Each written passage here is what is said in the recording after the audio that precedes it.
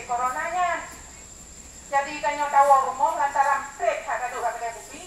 Tawa rumah tak kuat oleh-olehnya kedai rumah.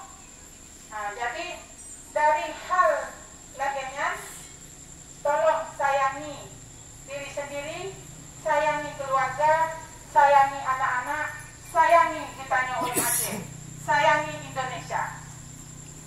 Jadi lo mohon sangat yang kopi mungkin mantap kuno, menjadi berbangga baju, yang mungkin kabikan berarti anak treble, pada jauh mana? Teman kopi kenapa kan mungkin jauh lagi. Jadi silakan bapak-bapak, adik-adik lo, abang-abang lo, menikmati kopinya. Mungkin hanya lagi berokon kalau kedai kopi kan. Jadi segera lo laki lo mohon menjauh lagi baga. Bateri boleh no bawa kopi. Nyo pilih kalan tu toto tak. Mupok-pok ulai sama. Jadi tu abang kedai kopi be toto tak pak. Untuk nak batuk, nak bersih-bersih tadi bapak ngon tu mana. Jadi tolong ada je kopi duk jarak je 1 meter pak.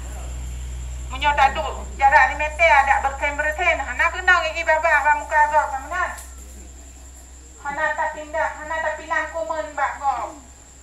Jadi lagi dulu nyontuk long kumang jawon, untuk long putar long kena menyo bapak-bapak menawo. Kalau tren long ini apa? Janji pak adik-adik? Janji. Betul? Betul. Alhamdulillah. Berarti get je kopi berjam-jam kan? Get.